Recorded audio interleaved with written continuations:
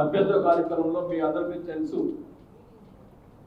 మరి ఆయన చేసినటువంటి సభ్యత్వ లాస్ట్ టైం చేసినటువంటి వాళ్ళందరూ కూడా ఇన్సూరెన్స్ రావటం, వాళ్ళకి 5 లక్షలు చెక్కులు ఇవ్వటం, ఈ సభ్యత్వంలో చనిపోయిన వాళ్ళకి అలా అందించడం జరిగింది.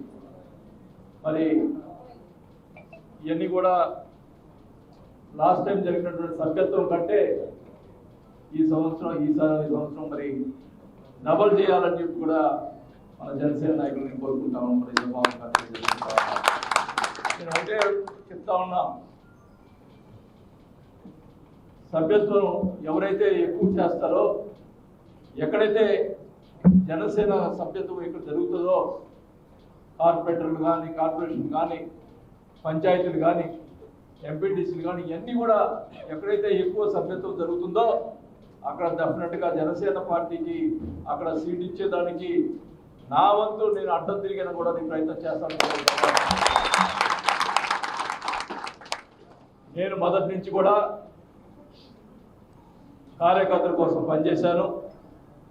కార్యకర్తలే నాకు ముందులా నాకు దైవంగా భావించే పరిస్థితులను కూడా ఇంత భావం చేస్తున్నాను. వైసీపీలో ఉన్నా కూడా ఇప్పుడు జనసేన ఉన్నప్పుడు కూడా కార్యకర్తలు లేకపోతే మనుగడ ఉండదని కూడా అందరూ కూడా గుర్తుంచుకోవాలని కూడా నేను సభాగా నేను చేసుకుంటా ఉన్నాను. కార్యకర్తల కోసం ఎంత దాకైనా పోరాటం చేస్తామని కూడా ఈ సభాగా తెలియజేసుకుంటా ఉన్నా. మరి ముఖ్యంగా జనసేన పార్టీ అంటే కళ్యాణ్ గారు మొదటి నుంచి చెప్తా ఉన్నారు, జనసేన పార్టీ అంటే ప్రశ్నించే పార్టీ అని చెప్పి జనసేన మన కళ్యాణ్ గారు చెప్పడం జరిగింది.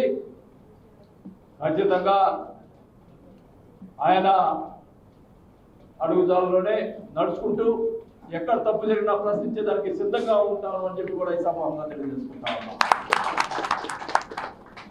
కొంతమంది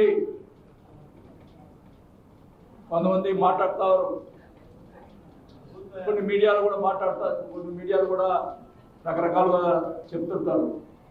బాలినేని గారు జనసేన ఎందుకు చేశారు అంటే ఆయన అధికారంలో తప్పులు చేశారేమో, ఆ తప్పులు ఆ తప్పులు కాపాడుకునే దానికోసం జనసేన నీడలో చేరాడని చెప్పి మాట్లాడతారు.